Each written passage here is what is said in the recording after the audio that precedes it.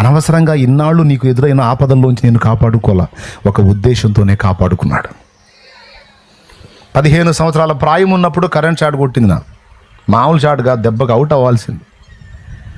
కానీ ఆశ్చర్యంగా ఆ రోజు కాపాడబడ్డాను. తర్వాత ఎన్నో ఆపదలు ఎదురైనాయి, అన్నిట్లోంచి తప్పించబడ్డాను. ఎందుకు నన్ను బ్రతికించాడు దేవుడు?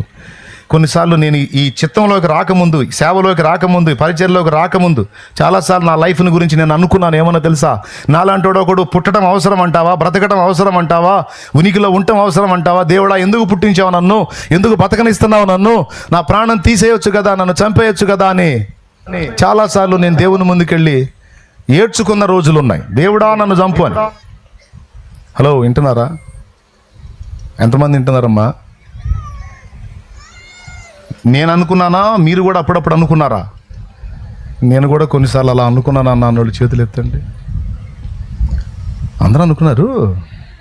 ఏం చేద్దాం, విసుగు, బతుకు మీద ఎరక్తి పుట్టి సీదర వేసినప్పుడు ఎవరైనా అనుకుంటారు, ఎందుకు నా బతుకు దరిద్ర బతుకు అనిపించిందా? నాకే అనిపిస్తే మీకు అనిపించదు ఏంది? కానీ నాకేం తెలుసండి దేవుడు ఇలాంటి ప్రణాళిక కలిగి ఉన్నాడని, ఇలాంటి పని నా ద్వారా జరగాల్సి ఉందని, ఎన్నో జీవితాలు కట్టబడాల్సి ఉంది, రక్షించబడాల్సి ఉంది, ఎంతోమంది ఆయన వైపు త్రిప్పబడాల్సి ఉంది, ఎంతో పని జరగాల్సి ఉందన్న సంగతి నాకేం తెలుసండి? ఇది ఏమీ ఎరగనప్పుడే చావాలనుకున్నా, చావు కోరుకున్నా, చావును ఎదురు చూసా, చావును అపేక్షించా. కానీ నేను అడిగానని నా కోరిక దేవుడు తీర్చలా. దేవుడు మనకు చేసే మేలుల్లో గొప్ప మేలేంటో తెలుసా? మనం అడిగినవన్నీ చేయకపోవటం. దేవుడు మనకు చేసే గొప్ప మేలేంటో తెలుసా? మనం అడిగినవన్నీ చేయకపోవటం. మన ఆశ ఏందో తెలుసా? మనం అడిగినవన్నీ చేస్తే బాగుండని. మనం అడిగినవన్నీ చేస్తే ఎప్పుడూ పోయి ఉండేవాళ్ళ కాటికి. ఎందుకంటే చాలాసార్లు అడిగావు, దేవుడా నన్ను తీసుకొని, ఆమేన్ అన్నట్టయితే అప్పుడే కట్టేవాళ్ళు పాడా. దేవునికి స్తోత్రం. ఎవరికో సోది మొహవాడ సచ్చేది నీ ద్వారా పని ఉంది ఆగి అంటాడు ఆయన. నువ్వు చాలాసార్లు అడిగావు, దేవుడు నీ ప్రార్థన వినలా. కొన్నిసార్లు మన ప్రార్థన వినకపోవటం కూడా మనకు మంచిది. ఇదే కాదు, చాలా విషయాల్లో మన ప్రార్థన అన్నీ వినకూడదు దేవుడు. ఏది మనకు మేలో అదే వినాలి, ఏది మన తిక్కల ప్రార్థన ఉందో అది వినొద్దు.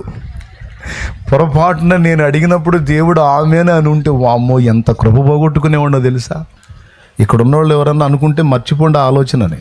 కదిలితే మేలితే సావన్నా రావట్లా సత్యపోయిద్ది అని సావటానికి ట్రై చేసిన వాళ్ళు, సావును కోరుకునే వాళ్ళు ఎప్పుడు అడుగుద్దా మాట. దేవుణ్ణి గాయపరిచిద్దా మాట తెలుసా? నీకు బాధ పెట్టిద్ది. నీకెంత బాధ ఉన్నా, శ్రమ ఉన్నా, వేదన ఉన్నా, ఇరుకున్నా, ఇబ్బంది ఉన్నా, కష్టమైన, కన్నీళ్ళైనా, అవమానాలైనా పడు, కానీ చావు నాకు కావాలి అని మాత్రం అనొద్దు. నువ్వు దేవుడిని అవమానపరిచిందాన్ని అవుతావు, గాయపరిచిందాన్ని అవుతావు, గాయపరిచినోడు అవుతావు. నాకు చావు రావట్లేదు, చచ్చిపోతే బాగుండని కోరిక ఎప్పుడు కోరొద్దు.